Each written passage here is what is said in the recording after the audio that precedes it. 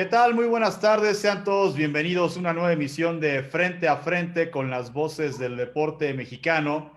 El día de hoy vamos a platicar con una voz de la crónica, del comentario, del periodismo deportivo que pues él antes de dedicarse a los micrófonos, él fue futbolista.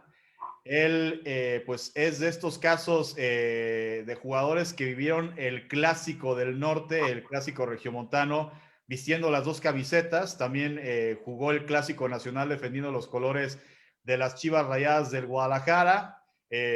Su carrera también incluyó jugar con el conjunto de los Diablos Rojos del Toluca. Y si no me equivoco, por ahí también estuviste en el Atlético Español.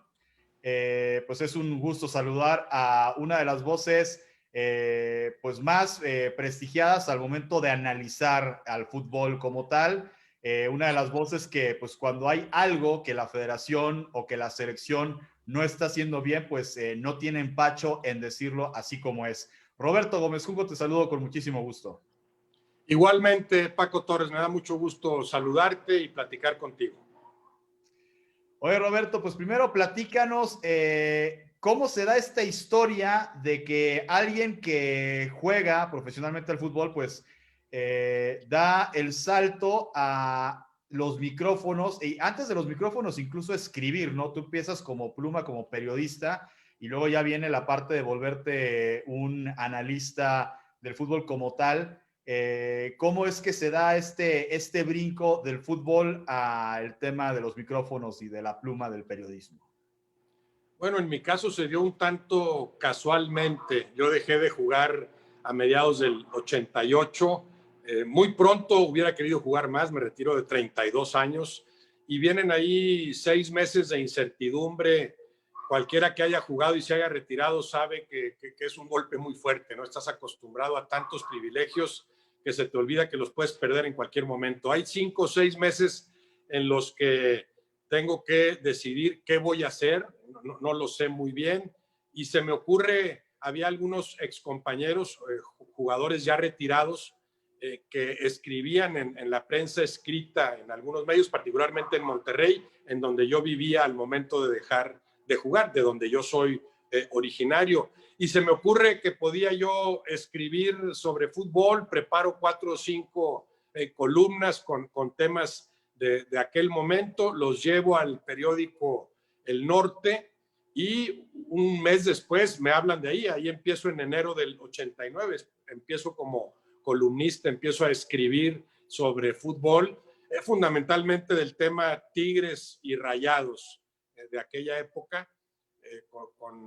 con lo que implica, ya sabemos, el regionalismo que desde entonces ha prevalecido, ¿no? Se le da mucha atención a los equipos de acá, no tanto a los equipos a nivel nacional. Ahí empiezo en el periódico a escribir como columnista, me va gustando mucho esa tarea de aspirante a periodista, aspirante a analista de fútbol, y unos 4 años después surge una invitación de lo que entonces era todavía Imevisión, estaba en la transición para convertirse en TV Azteca. Me invitan primero a varios programas, había un programa, algunos se acordarán de él, programa En Caliente, que era de los lunes, era un programa semanal, ya en la noche y normalmente sin límite de tiempo, ¿no? Voy como invitado 2 o 3 veces, alguien que había sabido de mí, que yo escribía en Monterrey, me recomienda, me imagino, me hablan, me invitan, voy a esos 2 o 3 programas. Antes fui incluso a uno de Controvertidos, se acordarán también de ese otro programa que era del cable, de Cablevisión en aquel entonces, un programa en aquella época conducido por Raúl Orbañanos en Controvertido.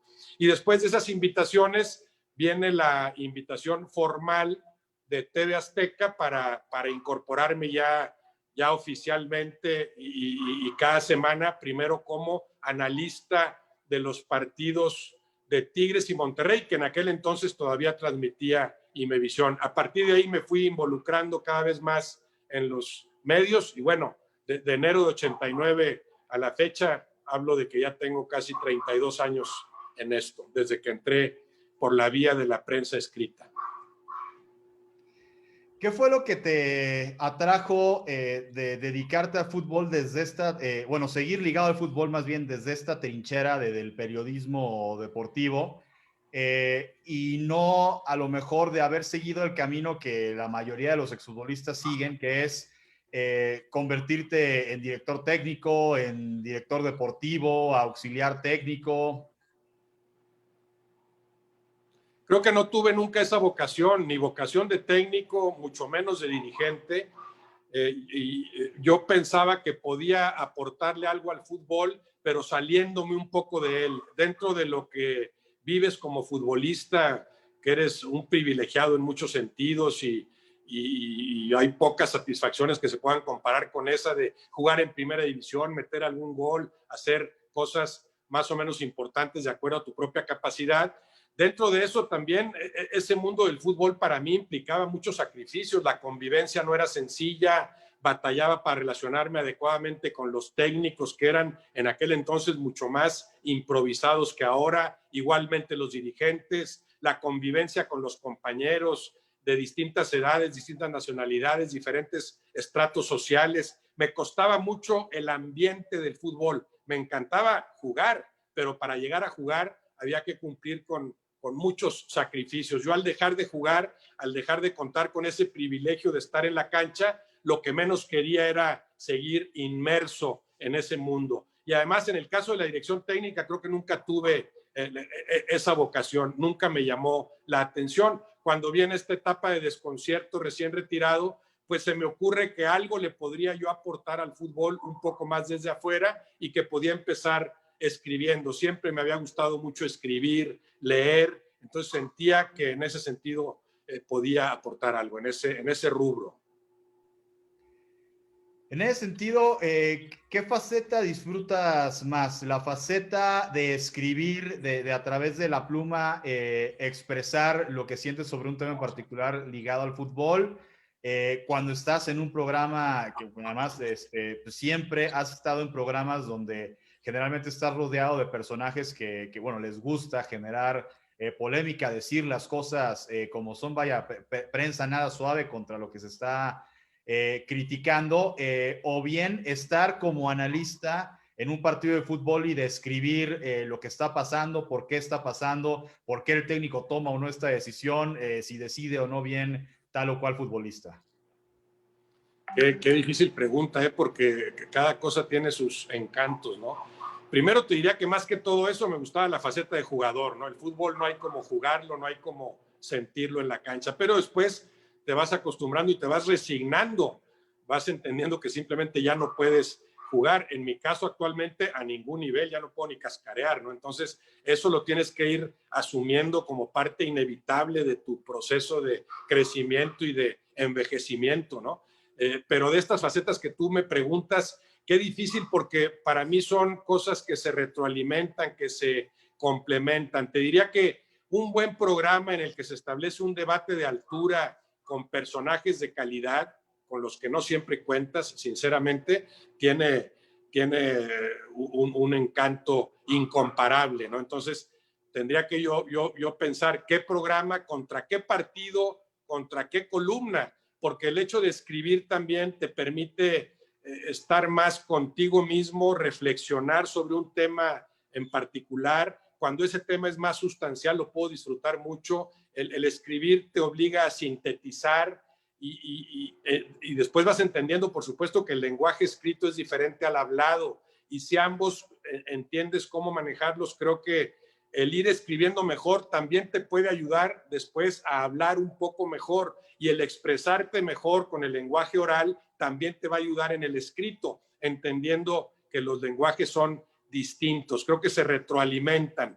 En cuanto a analizar un partido, bueno, ¿qué partido? Si estoy en una final de Copa del Mundo y esa final es de gran nivel, pues sí, ese también es un momento culminante, incomparable. Entonces, te diría que en general lo que tiene que ver con la televisión, porque el otro es un ejercicio que aprecio, que valoro, lo de escribir, por lo que te mencionaba, porque te obliga a reflexionar, a sintetizar, a clarificar conceptos, pero no hay un goce que sí lo puede haber en un gran partido que te toca analizar o en un gran tema en el que puedes debatir con gente que consideras que enaltece el comentario.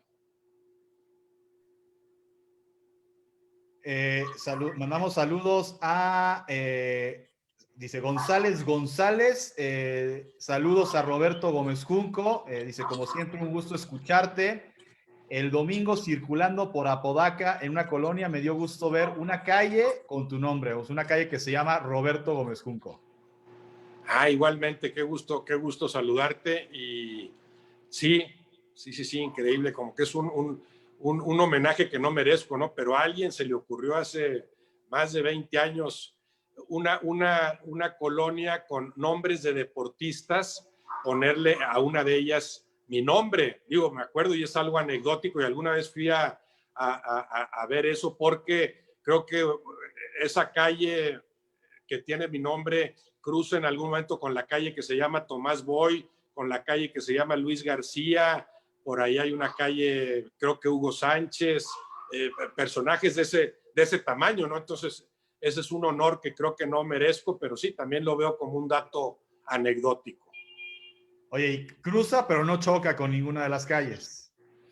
Con alguna sí como que choca, fíjate, pero bueno, no pasa nada, ¿no? Sí cruza y después con Tomás Boy, por ejemplo, tengo buena relación, creo que le he presumido que mi calle es bastante más ancha que la de él es una callecita ahí, como que el que construyó en aquella ocasión y les puso nombres a las calles, de alguna forma yo le caía mejor que Tomás.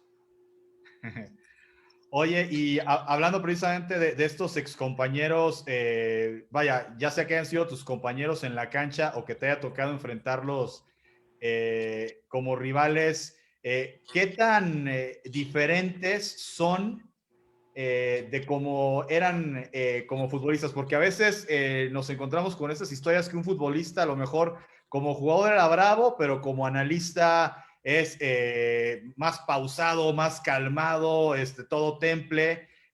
O hay otros que dicen que como es de analista, pues es todavía más encendido, más apasionado que de lo que era como futbolista. En este caso, Hugo Sánchez, Tomás Boy, Luis García, ellos, ¿qué tan distintos son de lo que eran como jugadores? Bueno, a cada uno de los que mencionas lo conozco en diferente medida, ¿no? Yo pienso que en esencia sí hay algo que trasladas de lo que plasmabas en la cancha a lo que después manifiestas ante un micrófono o ante una pluma, ¿no? Me imagino que hay algo, pero sí, no necesariamente son las mismas características, o sea, la elegancia y la clase de Tomás Boy como jugador se puede transformar en alguien que al comentar se vuelve más combativo, más polémico como jugador. Su característica no era la de combatir, era la de jugar muy bien, la de pensar muy bien. De los que mencionas, yo pensaría que quizá el caso de Luis García se parece mucho lo que habla a lo que jugaba, o sea, habla muy bien, ve bien el juego, tiene mucha energía, es irreverente, desparpajado, y muchas de esas cualidades creo que también las plasmaba en la cancha. Algo hay, pero por otro lado, no podemos soslayar que estamos hablando de roles, actividades completamente distintas. Saludos a Raúl del Mac, que te dice, comentarista serio, profesional, felicidades desde Mexicali. Pues también saludos hasta allá. Saludos hasta Mexicali, un abrazo hasta Mexicali. Allá tengo una hermana, también le mando un abrazo. Una de mis hermanas mayores vive allá desde hace mucho. Oye, y platícanos esta faceta de analista, vaya, Voces del Deporte Mexicano es un proyecto que cuando nace, en un principio estaba abocado a reconocer a las grandes voces de cronistas del deporte. Sin embargo, evidentemente, conforme se va constituyendo el proyecto, conforme se va rodeando de consejeros, de gente que aporta para hacer más enriquecedor este proyecto, impulsado por la Fonoteca Nacional, por Toros Romero Consultores, que busca enaltecer a la crónica deportiva como parte de la cultura popular del mexicano. Pues va saliendo este tema de que pues la voz del deporte no es solamente el cronista, sino que sobre todo en los últimos años, ese analista que te da un razonamiento de por qué lo táctico, de por qué acabamos de ver una jugada espectacular de lo que están haciendo los equipos, sin ser ese narrador, sino ese complemento que acompaña perfectamente bien una narración, quizá mientras el cronista está tomando algo de aire. En ese sentido, ¿tú qué opinas de ser reconocido como una de estas voces que desde el análisis, no desde la crónica como tal, pero desde el análisis es de los mejores para complementar y enriquecer una transmisión de un juego de fútbol? Bueno, lo agradezco, pero sinceramente nunca he dependido yo de reconocimiento alguno. O sea, sí trato de realizar lo que realizo lo mejor posible, hacer lo mejor posible lo que hago y disfrutar haciéndolo. Eso sí, lo viví como futbolista y te diría que ahora también disfruto mucho lo que hago. Quizá lo disfruto más en el sentido de que no siento la presión que sí sentía muchas veces en la cancha, o sea, ante un partido crucial, en un momento culminante, sí podía pesar esa exigencia. Y en el caso actual no hay algo que me pese, simplemente disfruto lo que hago, trato de prepararme lo mejor posible para cada vez hacerlo mejor. Y la comparación que siempre he intentado establecer es conmigo mismo, sentir que cada día hago mejor las cosas. Ya después que se me reconozca o no, pues se dará o no se dará por añadidura. Y aquí hablas también, por supuesto, de distintos roles, ¿no? Es muy diferente el que narra al que analiza y también deben ser diferentes las cualidades que cada uno tenga. Lo importante es que cada quien entienda cuál es el rol que le corresponde y lo desempeñe lo mejor posible. Saludos a Gerardo Martínez Navarrete, quien te manda saludos, dice, me gusta mucho su elocuencia y centrado en sus comentarios. Te lo agradezco, Gerardo, te mando un abrazo. Oye, Roberto, ahorita con este tema, pues que nos ha afectado a todos, que nos obligó a modificar formas de trabajar, pues de llevar a cabo nuestro día a día, tanto de trabajo como de vida, que es este contexto de la pandemia en que estamos viviendo, pues pareciera que para muchos comunicadores del deporte, pues sí, de repente fue un reto el relacionarte con plataformas digitales para poder enlazarte a hacer un programa a distancia desde la comodidad de tu hogar. Sin embargo, tal vez muchos no recuerdan que tú de cierta forma, si no me equivoco, cuando estabas en W Radio, pues ya estabas un poco familiarizado con este tema de que estaban todos en un estudio y tú desde la comodidad de tu hogar enlazándote para hacer tu chamba. Sí, bueno, en ese sentido sí, pudiera ser que tenía cierta ventaja porque lo he hecho desde hace 25 años eso, ¿no? De algunos programas participar desde mi casa, ¿no? Con la tecnología correspondiente. Y es algo a lo que tardas en acostumbrarte. Yo recuerdo que al principio era cómo platico si aquí yo estoy solo, yo necesito al sentarme en una mesa pues de esa propia retroalimentación que te da el ver a los compañeros ahí, el ver gestos, movimientos, saber cuándo intervenir, cuándo no. Acá desde la lejanía pues aprendes a que tienes que esperar para que tu intervención sea cuando te la pidan o cuando estés seguro de que no interrumpes. A veces tú sabes también hay un desfase, el famoso delay en el audio, entonces si yo me meto cuando sentí que había una pausa, a lo mejor en ese momento ya está hablando el siguiente y se empalma, ¿no? Bueno, todo eso creo que lo fui aprendiendo a fuerza de hacerlo durante mucho tiempo y quizá algo me ha ayudado, además de que sí he tratado yo de mantenerme actualizado, ¿no? Sí entiendo que los chavos le saben mucho más a todo esto, mis hijos me asesoran a mí en muchas cosas y en muchos sentidos, pero también trato por mí mismo de entender que los tiempos cambian y ajustarme a lo que va llegando.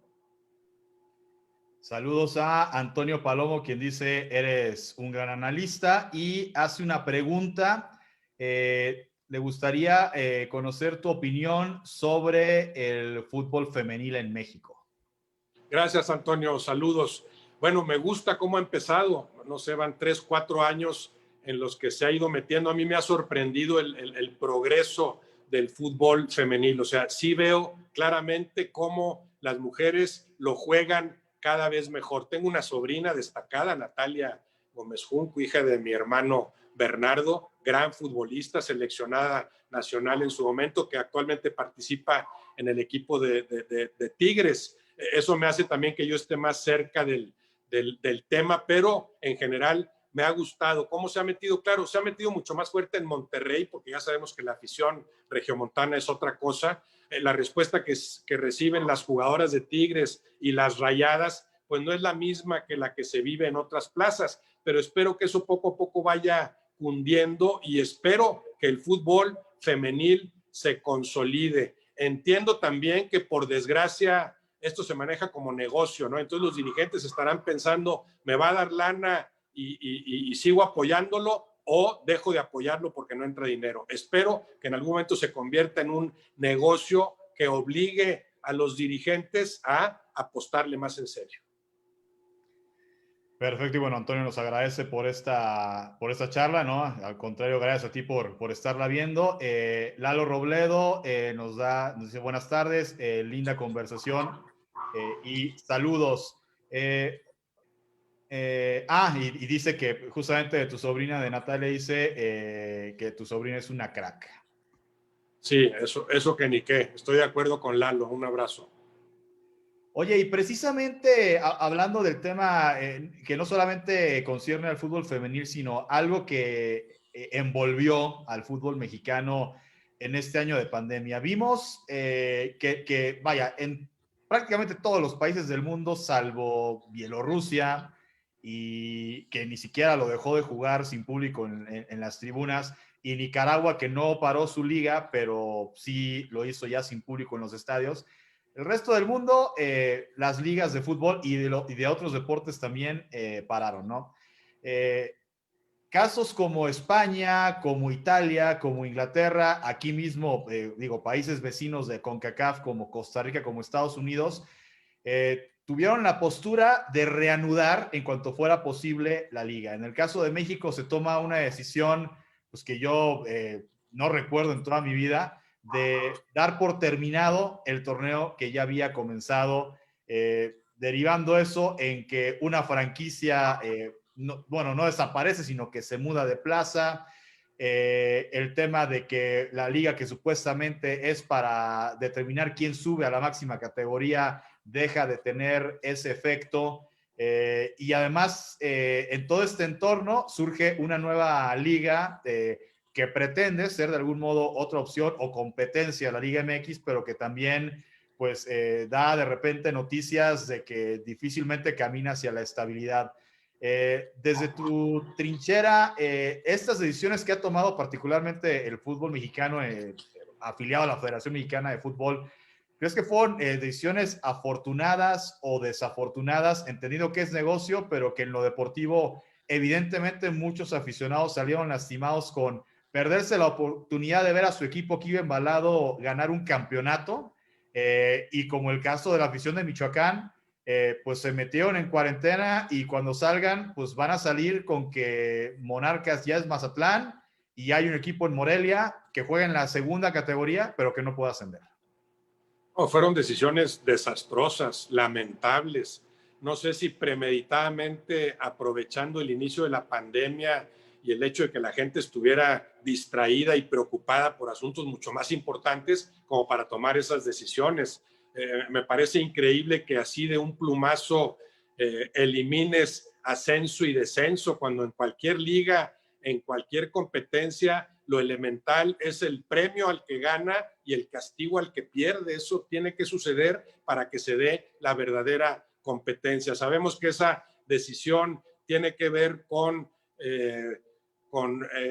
argumentos de dinero del corto plazo, cómo protejo a mis amigos, porque el fútbol mexicano, eso sí, es indudable, tradicionalmente se ha repartido entre unos cuantos. Hay una oligarquía que manda en el fútbol. Si antes eran una o dos empresas o quizá una la preponderante, porque en su momento lo fue Televisa hace 40 años, ahora es una oligarquía, ahora son, Televisa, TV Azteca, los que se le añaden, en el caso actual, por ejemplo, el grupo de Orlegui, son los que manejan el fútbol.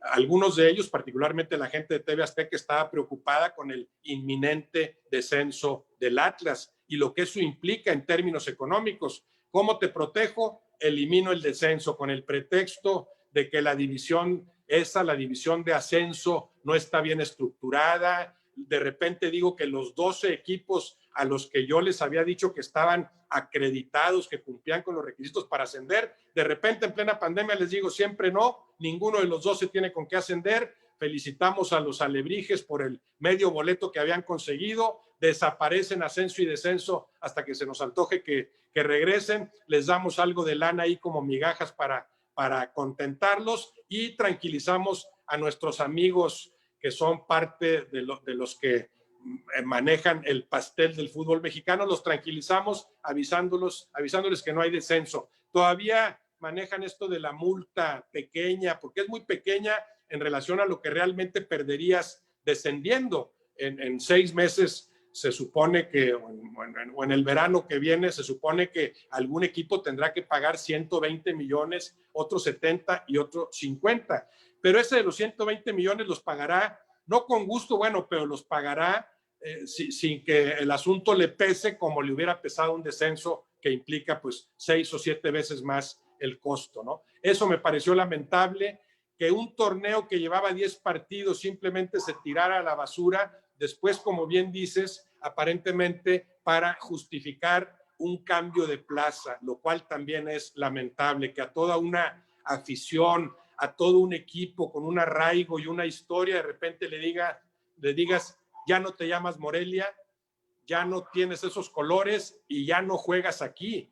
Y todavía del golpe a la afición viene el golpe a los jugadores. Les aviso que vayan cambiando sus cosas y vayan buscando casa porque van a jugar a partir de unos meses que se reanude cualquier torneo en Mazatlán.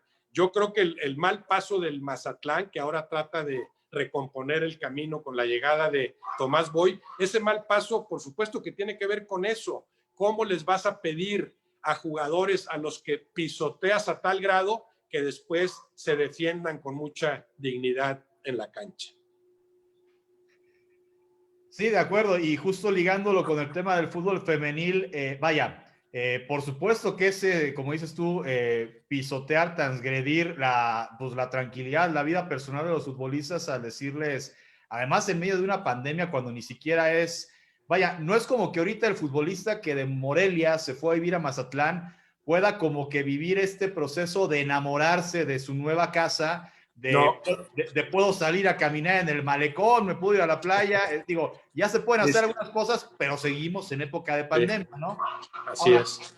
En el fútbol femenil, y pues lo sabes tú mejor que nosotros, lo que les pagan, pues es realmente un salario mínimo comparado con lo que gana un futbolista juvenil de categoría varonil. Muchas de las jugadoras profesionales, pues no tienen casa propia, viven con su familia, viven con su pareja, y de repente, pues con lo que les pagas, que no debe haber sido mucho lo que les subieron o les ofrecieron subirle de salario, pues ya es para pagarte una renta en Mazatlán, porque ya no es, pues vives en casa de tu mamá o vives, con tu pareja, sino tienes que pagar una renta, yéndote a vivir a Mazatlán. Entonces, pues vimos que muchas jugadoras del extinto Monarcas, pues o de plano tuvieron que parar su sueño o tuvieron que buscar el camino a lo mejor en una ciudad más cercana como Guadalajara, las que tuvieron oportunidad, porque pues difícilmente el Mazatlán les iba a dar con el sueldo para costearse la vida.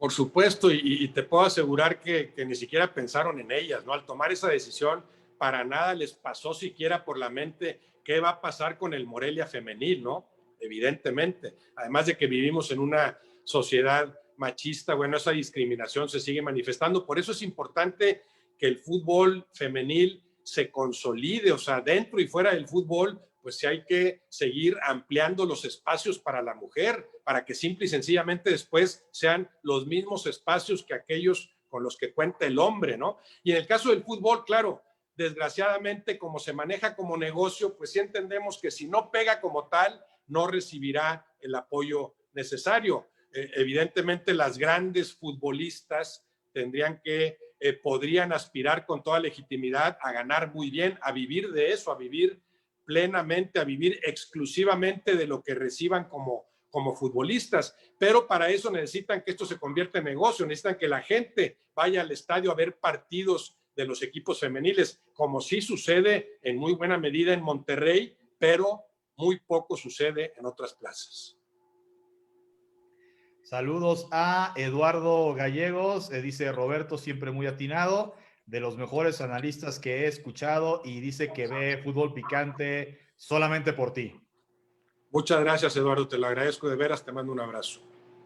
También saludos a Francisco Torres González, que dice excelente charla, qué gusto escuchar a Roberto Gómez Junco, qué gran analista, y un abrazo. Un abrazo a Francisco Torres, a tu tocayo, claro, con mucho gusto.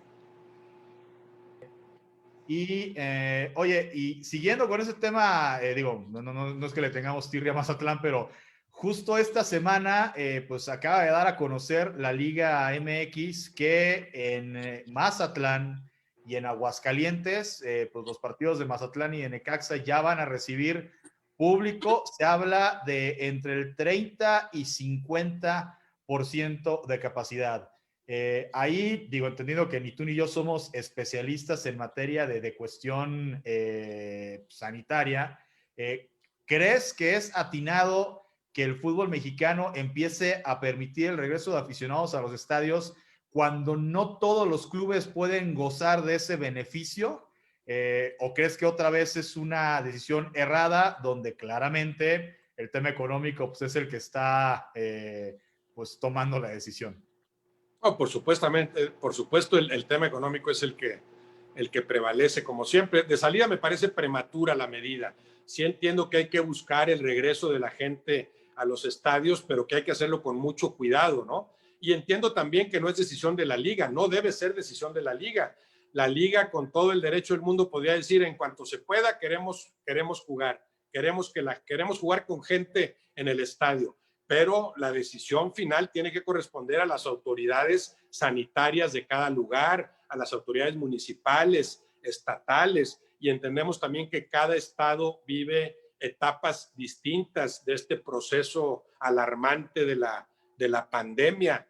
Yo solo esperaría que de veras, si lo van a hacer, aunque suene prematuro, lo hagan con mucho cuidado y que se haya decidido con toda la aprobación de las autoridades de salud, que no sea por contubernios, porque mira, ya me urge más lana para mi equipo, me llevo bien contigo, gobernador, porque ya sabemos también que esa es una tradición nociva en el fútbol mexicano, ¿no? La participación de dinero del erario, de dinero de los estados para equipos profesionales. Los estados, los gobiernos están para promover la práctica del deporte, para invertir en otros rubros si lo que quieren es promover esa práctica, pero no para apoyar al equipo profesional de su plaza. Este cambio a Mazatlán probablemente tuvo que ver con eso. Ahora este gobierno nos va a ayudar, como ya no nos ayudaba el michoacano, vámonos para allá, y sí sería lamentable que como parte de esta relación de complicidad se haya llegado a la decisión de abrir un estadio prematuramente. Y bueno, este es otro factor que tú mencionas, pero que es muy difícil de conciliar, el hecho de que si nos atenemos a lo que vaya autorizando cada gobierno, en algunos partidos habrá gente y en otros no, con lo que eso implica. O sea, se supone que el que sea local y ya lo haga con gente, pues volverá a tener una de esas ventajas que es el factor público, que en algo incide, ¿no? Aunque a final de cuentas no es algo que tenga un peso primordial en el resultado de los partidos. Lo ideal sería que todos en la liga hicieran que la gente volviera a los estadios en la misma jornada, pero eso sí veo muy difícil que suceda, ¿no? Y entiendo que se opte por reincorporar a los aficionados a los estadios gradualmente. Espero que con el cuidado debido, aunque lo dudo bastante. Saludos a Alfonso Ahumada, dice, saludos al mejor analista del fútbol mundial, dice, desde luego, rayado, azul y rojo. Y pregunta de Francisco Torres González, ¿qué te parece el nuevo formato de la liga? Me imagino que se refiere a la Liga MX. ¿Y a quiénes ves para la final? ¿Quiénes son tus favoritos para... Bueno, es que para calificar a la liguilla está, pues es que más bien ahora con el nuevo formato es, ¿quiénes son tus favoritos para no calificar? Porque nada más se quedan fuera 6.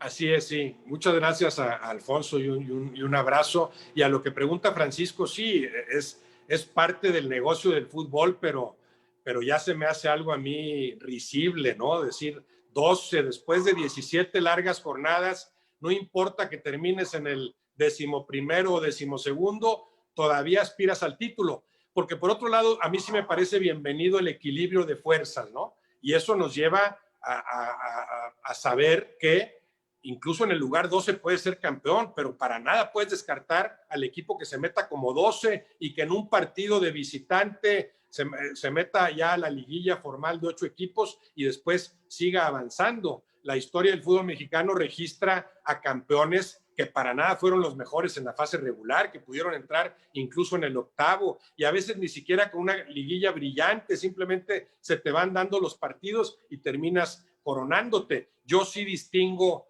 a los campeones. O sea, para mí, claro, quedas registrado con tu título, te lo apuntan y te dan tu trofeo igual de bonito, pero para mí hay campeones en serio, hay campeones que lo son de principio a fin por lo que jugaron con todo merecimiento, inobjetables, brillantes, y hay, por desgracia, campeones de panzazo, aunque lo festejen igual. Y esto de incrementar el número de posibles clasificados, aunque sea por la vía del repechaje, por supuesto que abarata todavía mucho más la búsqueda del título. Lo único que me gusta de este cambio, que lo hacen, bueno, para esos 4 partidos extra que tanto necesitan, aunque sea sin gente, porque la televisión les da dinero también. Lo único que me gusta es que por lo menos ya los equipos se han dado cuenta, o así parece, que hay cierto aliciente de estar en los primeros 4 lugares. Con el sistema anterior decías, me da lo mismo calificar en primero o en séptimo, me da lo mismo, sí, cerrar de local, de visitante, al final no pesa tanto, me da lo mismo, la voy campechaneando ahí, tranquilo, y lo importante es llegar en buenas condiciones a la liguilla. Ahora se dieron cuenta que ubicarse entre los 4 primeros sí te hace eludir un partido, estar directamente en la liguilla, no correr ese riesgo del repechaje, que además es a un solo juego, y en un solo juego pasa cualquier cosa, puedes tener 17 muy buenas campañas y en un solo partido te echan. Con el esquema anterior dices, bueno, por lo menos tengo un ida y vuelta para que no me echen nada más por una mala noche o una mala tarde. Ese es el único beneficio que le encuentro a una medida evidentemente perjudicial. O sea, para mí el sistema de competencia desde siempre y con más razón ahora lo que promueve es la mediocridad. Saludos a Aldana. Aldana dice, excelente, siempre admirando el punto de vista de Roberto. Y saludos también a Diego Ángel Rosales, dice Roberto Gómez Junco, gran analista, no solo del mundo del fútbol, demuestra el nivel en todos los ámbitos en los que interviene, gran claridad de mente. Muchas gracias, un saludo para ellos, muy amables.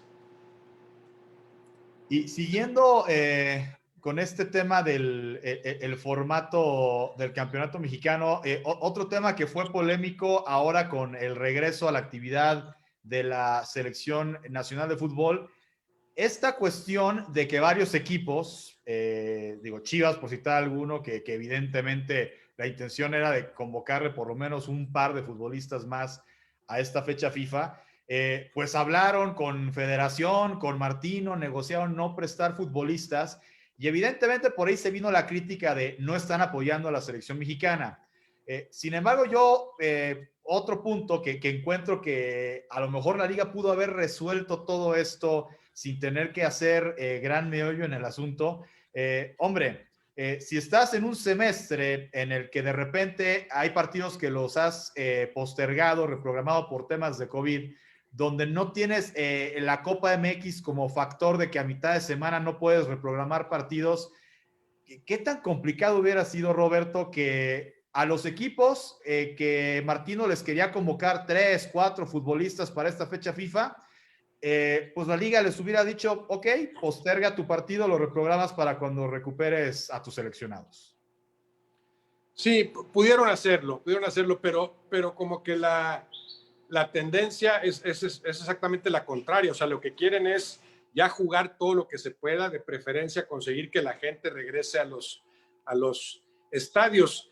Esto de la selección, creo que ni siquiera se hubiera mencionado tanto si no es por el exabrupto de Miguel Herrera, ¿no? Él se siente muy molesto porque a muchas lesiones en su equipo se le añade la de Guillermo Ochoa, ¿no? Su portero, una de las figuras, y entonces despotrica contra la selección, pero en realidad esto siempre ha existido. O sea, el arreglo entre selección y clubes para decir, a ver, necesito a tales jugadores, y el equipo que dice, bueno, pero ahorita no me los convoques porque está tal partido, han sabido, o normalmente sí se han conciliado los intereses. De hecho, después Martino manifestó, y a mí Martino me ha parecido muy sensato, muy ecuánime, transparente en todo su manejo al frente de la selección mexicana, y dijo, nosotros decidimos solamente llamar a 2 jugadores por equipo, a nadie llamarle a 3, como que ellos ya lo tenían previsto internamente sin que lo hagas público. Él termina haciendo eso público por ese exabrupto de Herrera, ¿no? Pero creo que son arreglos que tradicionalmente han existido. En esta etapa de preparación no me urge tener a todos los jugadores que yo quisiera tener. Si estuviéramos con una Copa del Mundo encima, ahí sí, por supuesto, me imagino que la misma federación tiene que decirles a los equipos, tienen que ayudar al máximo, y si a ti te toca que te lleven a 5, pues qué privilegio y qué padre, y vas a apoyar con todo, porque ya estamos en la parte formal más seria del trabajo de preparación, ya hay un compromiso inminente, crucial. Pero en esta etapa del proceso apenas inicial no pasa nada si es, bueno, del América me gustan 3, pero voy a llevar a 2 nada más, y en la siguiente llamo al otro que me faltó llamar, etcétera. Creo que eso lo ha manejado muy bien Martino. Se hizo público esto por la molestia de Herrera. Lo que sí es cierto, y es bueno que toque ese punto Herrera, es que también ha existido tradicionalmente esa discrepancia entre la forma en la que trabaja el jugador en su club y la forma en la que después trabaja en selección. Y eso sí tendría que estar mucho más compenetrado. Tú tienes que estar plenamente consciente del trabajo físico que lleva cada futbolista en su club cuando lo tienes en la selección. Y sabrás que el trabajo no puede ser parejo en la selección. A lo mejor hay algunos que vienen más trabajados, vas a dosificar su entrenamiento, y al revés, en algunos lo vas a incrementar. O sea, que haya una mejor comunicación entre técnico nacional, técnicos de los equipos y preparadores físicos de ambos lados, ¿no? Pregunta de Francisco Torres González. ¿Qué opinas de que la liga de expansión, que en la liga de expansión se sigan permitiendo extranjeros? Que la hace todavía menos justificada de lo que de por sí es. Es que para mí, sinceramente, para no batallar, la liga de expansión no sirve para nada. Si es una división que estaba prevista para ascenso, dime cuál es el aliciente para decir ya no vas a ascender, pero te vamos a dar un trofeo muy bonito cuando termines, si es que eres campeón. Pues no, es trastocar principios elementales de la competencia deportiva. Tú en esa división lo que querías era ganar para ganarte un lugar en el máximo circuito. Al erradicar eso, al abolir descenso y ascenso, la Liga de Expansión pierde el 90% de su importancia.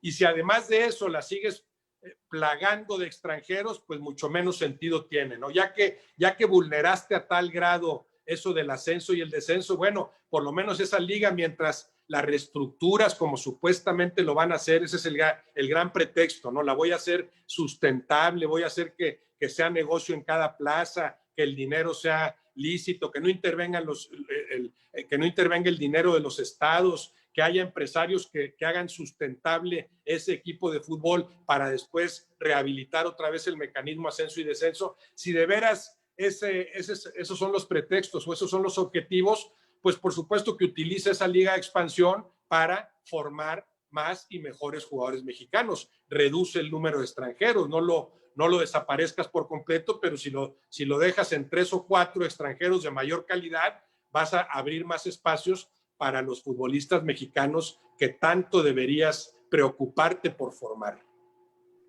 Por ejemplo, ahí, vaya, eran 12 franquicias las que sobrevivieron de ya en la extinta Liga de Ascenso. El tema de que Zacatepec se muda a Morelia para llenar el vacío que dejó Monarcas. El tema de que Cafetaleros de Chiapas se muda a Cancún porque el Atlante decide regresar a la Ciudad de México. Invitan a dos equipos de la segunda división o Serie A, creo que se le llama ahora, pues que aparentemente pues eran de los que mejor cumplían con el cuaderno de cargos, que son el caso de Tepatitlán y el caso de Tlaxcala, y se incorporan dos franquicias que netamente pues son semillero, que son filial de equipos de primera división, caso Tapatío y caso Pumas, que manda su filial a jugar a Tabasco. En este sentido, al no haber el aliciente de la cuestión ascenso, serían tal vez Tapatío y Pumas, o sea, en ese caso Chivas y Pumas, los que más provecho le pueden sacar a esta liga por el tema de que les sirve para foguear a sus futbolistas, o por lo mismo de que no están jugando contra rivales que tal vez le metan esta intensidad de me estoy jugando un ascenso. Para estos mismos jóvenes no es tan ambicioso ni tan competitivo el nivel al que se están enfrentando.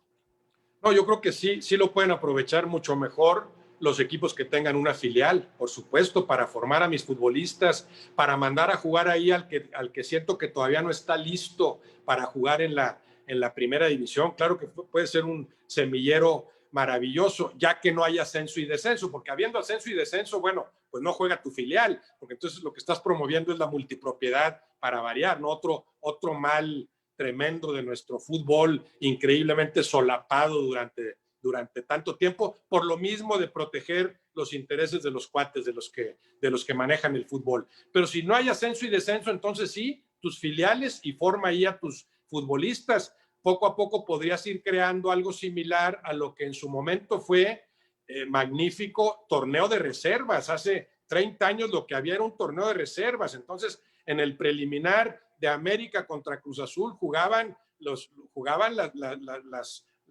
las categorías todavía no profesionales, incluso o ya semiprofesionales o profesionales, pero de jugadores que no habían debutado en primera división, la reserva de cada equipo, ¿no? Y ahí podía ir a jugar a veces el jugador del primer equipo que, no sé, había sido su estaba abajo de juego y querías que recuperara su nivel. Ese torneo de reservas, como parte de la formación de futbolistas, fue muy consciente de jugar esos partidos previos al partido estelar, de tal forma que ya les tocaba hacerlo con gente. Para muchos allí empezaba a cumplirse el sueño, muchos jugadores que no llegaron a debutar en primera división, pero que pudieron jugar un preliminar con estadio casi lleno, bueno, pues vivieron esa experiencia maravillosa, ¿no? Entonces, lo ideal sería revivir ascenso y descenso y olvidarte de las filiales en esa división. Pero ya que no hay ascenso, sí creo que es una buena herramienta, una buena vía para que equipos de primera división pongan sus filiales a jugar ahí para desarrollar futbolistas. Oye, Roberto, a ti en 2018 te tocó ser reconocido por Voces del Deporte Mexicano.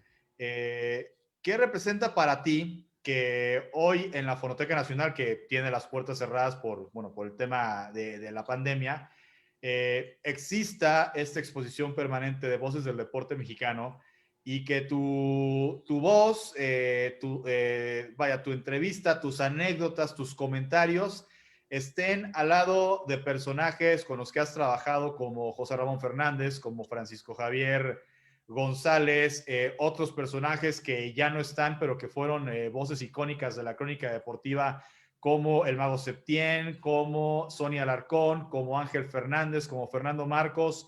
El hecho de que nuevas generaciones algún día vayan a la fonoteca, vean esta exposición y que puedan escuchar tu voz como una de estas grandes voces destacadas, particularmente en tu caso, del análisis del fútbol. ¿Qué sentimiento representa para ti? No, bueno, primero lo agradezco, se lo agradezco a Voces del Deporte, a ti en la parte que te corresponde, a todos ustedes. Evidentemente lo agradezco cualquier homenaje, cualquier reconocimiento. Ya te había dicho yo que no es algo de lo que yo dependa, ni es algo que yo sienta que necesito. O sea, creo que las satisfacciones por lo que haces las tienes que buscar en ti mismo, ¿no? El saber que lo estás haciendo bien, eso es lo que más satisfecho me deja. Pero por supuesto no dejo de sentir un honor y un agradecimiento en este sentido, ¿no? Y hablas, claro, de grandes personajes de la comunicación y me parece muy importante y me parece valioso que Voces del Deporte se encargue de conservarlas, ¿no? Porque es una especie de legado, ¿no? El que la gente que venga vea lo que pasó hace muchos años o lo que sigue pasando. Eso se da también en el fútbol, ¿no? Qué padre disfrutar del fútbol actual, pero qué bueno también saber quiénes jugaron hace 20 años, ya hace 40, ya hace 50, y por qué fue figura Pelé, y por qué Maradona es lo que es, y por qué cada jugador fue marcando su época. O sea, está bien disfrutar del presente y sobre todo pensar en el futuro, pero sin olvidar nunca tu pasado. Y en ese sentido, como lugar de recopilación de las grandes voces, lo que hace Voces del Deporte me parece maravilloso. Pregunta de Aldana. Te pregunta si todavía se pueden nombrar titulares indiscutibles en la selección mexicana y quiénes serían en tu opinión. Titulares indiscutibles. Me viene a la mente en este momento Jiménez en el eje del ataque, Corona, Lozano, 3 atacantes en este momento. Lo que pasa es que eso puede variar, ¿no? Si en este momento me dices, es el primer partido de la Copa del Mundo y necesitas meter a los mejores, pues no veo adelante más que a Jiménez, Corona y Lozano, estando en condiciones óptimas o cercano al óptimo. Esos 3. En la portería en este momento veo a Guillermo Ochoa, pero entiendo que Talavera tiene un gran nivel. Pienso que entre esos 2 estaría el portero. Yo me inclinaría todavía por Guillermo Ochoa, si están en buenas condiciones ambos, ¿no? Y después, bueno, creo que Moreno es un imprescindible en la defensa central en este momento. Todo eso puede variar. Lo que me gustó de estos partidos recientes, que fueron magníficos como partidos de preparación, tanto ante holandeses como ante argelinos, fue que ahí vi en el equipo mexicano solamente material de selección, no vi ningún invento, como sí podía verlo en la lista anterior para el partido ese que se efectuó finalmente contra Guatemala, ¿no? Los que ya van a Europa, sí creo que son todos de nivel de selección, o sea, todos los que yo vi, incluso algunos que entraron de relevo, los veo con muchas probabilidades de pelear por un lugar para estar en Qatar, indudablemente. Y eso me gusta, ¿no? Que se le dé mayor realce al estatus de seleccionado, que no cualquiera vista esa playera. Eso me gustó en general. Y después del desempeño que veo, además de Moreno en la defensa, sí creo que en este momento Luis Rodríguez y Gallardo son laterales indiscutibles. Navarro de León, me parece injusto que no lo hayan convocado, es quizá el lateral derecho que mejor campaña ha tenido, pero por la trayectoria de Luis Rodríguez, por lo que cumple defendiendo y atacando, sí entiendo que se ha ganado el puesto de lateral derecho. En ese momento, si me obligas a hablar de no imprescindibles, pero sí titulares indiscutibles, ya encontré a todos esos, ¿no? Ochoa, Moreno, Rodríguez y Gallardo, y los 3 del frente. Del medio no hablo porque ahí no lo veo tan definido el asunto, ¿no? Puede pelear por un lugar Herrera y Pizarro y Lainez ahí jugando un poco como número 10 también. Guardado todavía podría aportar algo a pesar de estar en pleno declive. Creo que si sigue desarrollándose, Edson Álvarez será otro de los titulares en esa zona. Me gusta la aparición de Romo como para pelear por un lugar. Ya mencioné a varios entre los que yo definiría el mediocampo. No veo en este momento un mediocampista indiscutible. Bueno, te diría que para mí lo sería Montes, el de León, pero pues simplemente ya quedó descartado, autodescartado, ¿no? Porque en su momento sintió que no lo valoraron en la medida adecuada, pero sí, para mí sería, en circunstancias normales, sería también un número 10 indiscutible. Saludos a Paulina Ortega, hasta Acapulco, te manda saludos. Te pregunta, ¿qué opinas de la Liga de Balompié Mexicano, de esta liga que preside Carlos Salcido? Te pregunta si crees que llegará a tener cierto peso y si crees que les afectará la pandemia. Muchas gracias a Paulina y un saludo. No, la pandemia les ha afectado indudablemente. No veo que llegue a tener peso. Primero no le puse mucha atención y en cuanto empecé más o menos a poner atención me di cuenta que era todo un desbarajuste. No sé si realmente se va a instalar como tal la liga del balompié. Veo muy difícil que compita con la primera división, con el negocio que eso implica, pero no sé, no descarto que siembren alguna semillita que al principio no pinte esa liga y poco a poco ojalá se vaya convirtiendo en una verdadera competencia para que en ese sentido después puedes decir, bueno, ¿cuál es mejor liga o cuál se maneja con más limpieza, con más transparencia? En el corto y mediano plazo no veo cómo. Algo en particular que a mí me llama la atención de esta liga es, tú ves la lista de equipos que hay, los estadios que están registrando como estadios donde van a jugar, y te encontrarías que la mayoría de ellos no podrían jugar bajo las reglas de la Liga MX en el tema estadio, ¿no? Porque en Liga MX, pues están con este tema de que necesitas un estadio bajita la mano de aforo para 20,000 espectadores. Obviamente, como dices tú, es un negocio y hay muchos otros factores. Buscan que la intervención de dinero, o por lo menos abiertamente dinero de gobierno, creo que no debe de ser mayor a un 15%, proyecto de fuerzas básicas, fútbol femenil, etcétera. A mí lo que llama la atención de esta liga es que de repente ves plazas como Acapulco, que tienen un estadio, creo que con capacidad para 13,000 espectadores. El tema de el equipo de Oaxaca, que tiene un estadio muy bonito de paso sintético, que creo que le cabrán a por ahí 6,000, 7,000 espectadores.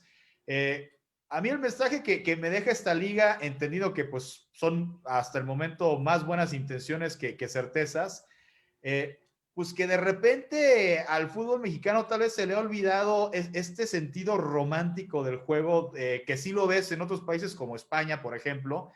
Tú ves a un Eibar de una ciudad muy pequeña de la región vasca, con un estadio que cuando subieron creo que era de 10,000, y con el paso de los años que se han mantenido, pues ya lo crecieron a 15,000. Tampoco es como que se vea que puedan crecer mucho el estadio, pero allá en España tú no ves que la liga le diga al Eibar, híjole, es que si no tienes un estadio de 20, no puedes jugar en primera, porque ¿cómo crees que el Barcelona y el Madrid van a venir a jugar a un estadio tan chico? No, allá si el estadio es de 10,000 espectadores, Barcelona y Madrid van a jugar a un estadio de 10,000 espectadores. Allá se preocupan más por cosas como, oye, si un jugador se lesiona y hay que llevar al hospital, tienes accesos para sacar. Claro. O sea, se preocupan por lo deportivo, no se preocupan tanto por el tema negocio. Entonces, pues no sé, a mí lo que me queda, no sé si tú lo ves igual, es quizá este mensaje que podría mandar esta nueva liga es pues que si de repente un día el Tepatitlán de la liga de expansión sube y su estadio es de 10,000, pues que lo dejen subir con un estadio de 10,000. Claro, coincido plenamente y sería maravilloso en ese sentido que sí se instalara esa liga del balompié, que se consolidara, porque entonces llevas el fútbol a esas otras plazas menospreciadas. Tú hablas de España porque es otra cultura deportiva. España y otros lugares en Europa o en Sudamérica existe una verdadera cultura deportiva. Si tu plaza da para 5,000, ni siquiera 10,000, para 5,000 en el estadio, ¿por qué no vas a jugar en primera división? Mientras, claro, sí cumplas otros requisitos, acceso a los estadios, seguridad, calidad de los vestidores, lo que tú dices, alguna emergencia tengo, no, claro, todo eso que lo cumplas. Si tú decides que en tu cancha caben o en tu estadio 5,000 o 50,000, yo no le veo importancia si tú lo sabes manejar como negocio, así con menos gente, que además en el fútbol actual ya la taquilla pasa a segundo término. Digo, sigue pesando taquilla, esquilmos, pero la televisión es lo que manda y la televisión es lo que más dinero le genera a cualquier equipo en México y en todo el mundo. Entonces, ¿por qué no permitir que esas plazas, con lo que eso implicaría el desarrollo de futbolistas, el chavo de esa plaza de una ciudad o un pueblo en donde el estadio es de 5,000, pero que aspira a jugar en ese equipo que después estará probablemente en el máximo circuito? Imagínate lo que eso implicaría en cuanto a promover la práctica del deporte, porque en realidad esto que hicieron con la división de ascenso, de decir, tú no cubres los requisitos, era un pretexto, porque sí los cubrían los 12 antes de empezar el torneo, y ya cuando venía el ascenso y descenso, y sobre todo el descenso de alguno de los amigos, decidieron que siempre no calificas. En su momento, el equipo de Tapachula, los cafetaleros, asciende y todavía tenía tiempo para cumplir con 3,000 o 4,000 butacas que le faltaban, y le dijeron, tú no vas a ascender. Oye, tengo 6 meses para... No vas a ascender, porque no vas a ascender, porque no quiero que asciendas, porque ese lugar lo tengo separado para otro de mis cuates. No da la plaza de Mérida para jugar en primera división, porque otro de los pretextos de los dirigentes es, no hay inversionistas dispuestos, por eso permitimos con el dolor de nuestro corazón lo de la multipropiedad, porque no hay 18 empresarios o empresas dispuestas a arriesgar su lana en el fútbol como si fueran grandes benefactores, lo cual no es cierto. Por supuesto que en Mérida hay una plaza que quiere ascender, Alebrijes en Oaxaca, Correcaminos, UDG, y no te los acabas, Atlante que quiere regresar, y así habrá muchos lugares que desconocemos, que ni siquiera hablan de querer jugar en primera división, porque saben que no se los han permitido a plazas supuestamente más fortalecidas. Si la Liga del Balompié logra promover el juego en esas otras plazas y demostrarnos que sí hay empresarios que desconocemos en lugares que tampoco sabemos ni dónde están, que estarían dispuestos a invertirle al fútbol, a generar buenos equipos, a acrecentar en los chavos el gusto por la práctica del deporte, sería buenísimo. Sí, porque además, justo de lo que estás mencionando, vaya, con lo del tema de los aforos de los estadios, ¿no? Yo recuerdo, seguramente la has visto, ya sea la película o leído la novela bueno, es de béisbol, pero la del campo de los sueños, Sí, Kevin Costner. Que, bueno, si lo construyes, ellos vendrán, ¿no? Bueno, aquí, claro, hablando del fútbol, a ver, así si es. Alebrijes, que tiene un Sí. estadio, me parece, de 15,000 espectadores, asciende. Digo, primero, yo creo que si suben y cumplen en todo, en todos los aspectos, y el único tema es que tiene un estadio de 15,000 espectadores, pues los deberías dejar subir. Ahora, si un equipo como Alebrijes sube a primera división, yo creo que al subir, el valor que va a tomar la franquicia y el hecho de que tanto empresarios locales como mismo gobierno o en este caso autoridad universitaria vean que ya estando en primera, va a venir Chivas, va a venir América, va a venir Cruz Claro. Azul, va a venir Pumas, de algún lado le van a llegar los recursos a Alebrijes para, ¿sabes qué? Remodélalo. Le sobrarían recursos, le sobrarían y sería sustentable y habría más oaxaqueños jugando. Y lo mismo aplícalo con los Venados de Mérida y habría más yucatecos jugando y le sobrarían recursos para hacerlo sustentable. Y eso estamos hablando de 2 o 3 plazas, Correcaminos en Ciudad Victoria, las primeras que me vienen a la mente, pero de esas plazas hay más de 20 que ni siquiera imaginamos y que con el apoyo, no el apoyo necesario, con reglas transparentes, así vas a competir, así vas a ascender y luego tú manejas tu negocio como prefieras. Por supuesto que le entrarían, pero encantados. Muchos empresarios en el país, futboleros, por supuesto, gente que sí tiene cierta cultura deportiva, que a la que le atrae la posibilidad de arraigar el juego en su zona, decir, yo quiero que aquí se juegue más al fútbol, quiero tener jugadores que sean conocidos a nivel nacional, quiero promover, por supuesto que habría quien lo hiciera perfectamente. ¿Cuál sería el problema? Que los que mandan en el fútbol de inmediato no te lo van a decir públicamente, pero entre ellos dicen, no, pero este cuate de Oaxaca o el de Mérida, cuando lo necesitamos, ¿por quién va a votar? ¿Es tu amigo? No, pues no lo conozco. No, entonces no podemos correr el riesgo porque a lo mejor en una votación, no sé, nos perjudiquen algo. Tenemos el control y no queremos perderlo. Desgraciadamente, en gran parte, eso es lo que sucede y eso es lo que impide que pase lo que estamos soñando aquí, ¿no?